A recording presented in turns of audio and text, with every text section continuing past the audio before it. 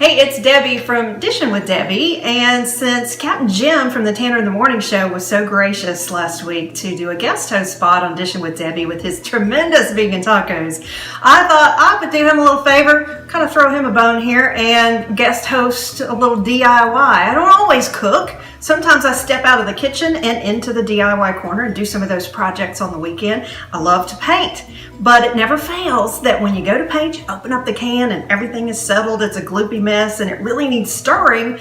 I don't always have one of those stir sticks, and I certainly don't have the fancy shaker like the home improvement stores have to get it all mixed up. So what to do? Improvise.